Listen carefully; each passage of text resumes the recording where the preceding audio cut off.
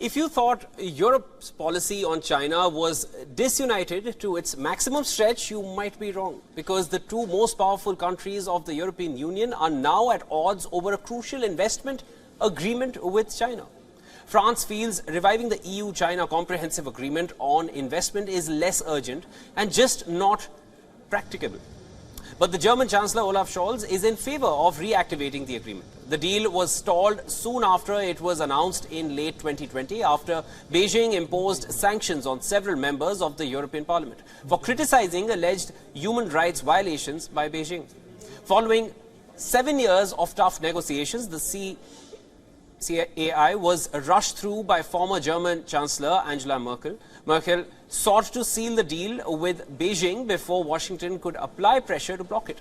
This caused some tension with the incoming administration of US President Joe Biden. Germany has long been the most vocal cheerleader for the CAI due to its scale of manufacturing investments in China, particularly in the automobile and chemical sector. The CAI would have made it marginally easier for European companies to invest in China and protect their intellectual property there. But after Beijing sanctions on EU Parliament members, the deal went into political deep freeze. Scholz, who at times seems to mimic the more popular Merkel, would like to take CAI out of the freezer. He has, however, cautioned that this must be done with care to avoid political pitfalls. But the divisions penetrate at another level in Europe. Not only are EU countries divided on how to approach CAI, there's also a rift among institutions in Brussels. With its members sanctioned, the European Parliament is certain to reject any fresh attempt to ratify the CAI, but like Scholz, European Council President Charles Michel also hopes to resuscitate the deal.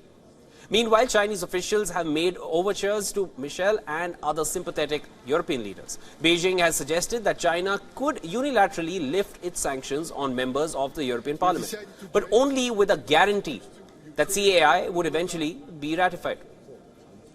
But this is just a fragment of the disunity in the European Union. Differing stances on Ukraine war and deepening trade relations with China has already exposed the fractures in the European camp. So far, Beijing has prevented the EU from developing a unified China policy. It has achieved this using threats ranging from potential bans on French and Spanish wine to warnings that China will buy American Boeing instead of French Airbus planes. But it remains to be seen if the House of Europe remains divided over China, or would it evade falling into Beijing's divide and rule game in the long run.